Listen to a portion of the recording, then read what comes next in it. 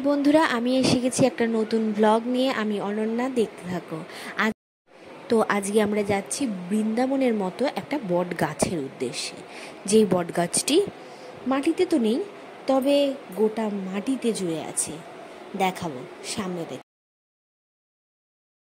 রাস্তায় যেতে যেতে দেখতে পাই, দেখো মাটির দোতলা বাড়ি, বাড়ির নিচে ওইগুলো ছিল ব্যালকনি। ভীষণ সুন্দর দেখতে, তাই না? চারিদিকে সবুজ, রাস্তাটাও ভীষণই সুন্দর। সামনে দেখব,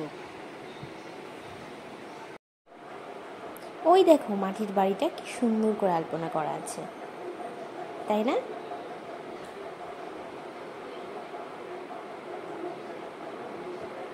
এরকম মাটির বাড়ি, সবুজ ঘাস কে না পছন্দ করে?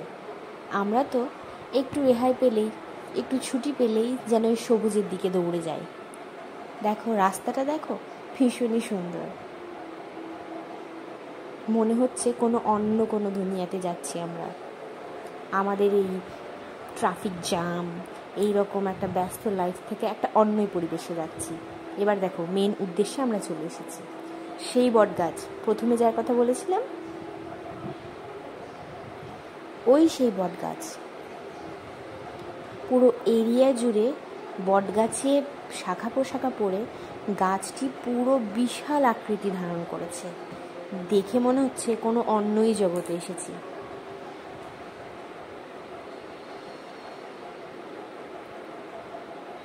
গাছটা ভীষণই অপূর্ব সুন্দর।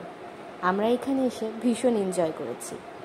পুরোটা তুলে রাখার চেষ্টা করেছি এবং দেখানোর চেষ্টা করেছি। আমি জানি না কতটা বোঝা যাচ্ছে, কিন্তু এখানে ভীষণ দুপুরবেলা গিয়েছিলাম, প্রচণ্ড গরম, কিন্তু এই গাছটা আমাদের এত সুন্দর করে আশ্রয় দিয়েছিল যে আমাদের বিন্দু মাত্র গরম লাগছিল না।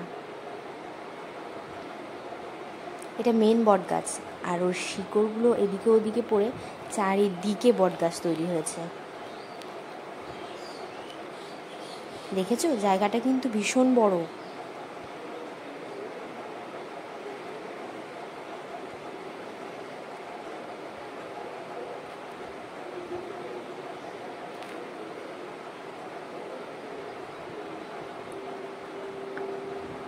ওই সেই এক দিঘি, ওখানে একটা ছোট্ট দিঘি আছে।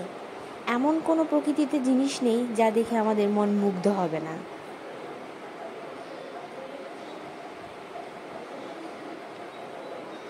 আমরা এখানে এসে ভীষণ এনজয় করেছি।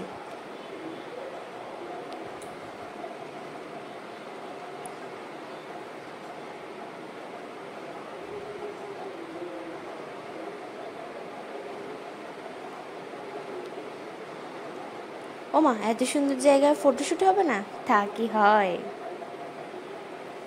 এই দেখো, আমি এখানে এতটাই এনজয় করেছি যে আমি সব কিছু ভুলেই গেছি। এদিকে যাচ্ছি, ওদিকে যাচ্ছি, লাফালাফি করছি। আমার এই ভিডিওটা তোমাদের এতটুকু ভালো লেগে থাকলে আমার চ্যানেলটি সাবস্ক্রাইব করো, একটা লাইক করো আর শেয়ার করো। গাছের উপরে উঠে আছি, পরিবেশ এতটাই ভালো যে কি করবো আর কি করবো না বুঝতে পারছি না। চারিদিকে লাফিয়ে বেড়াচ্ছি।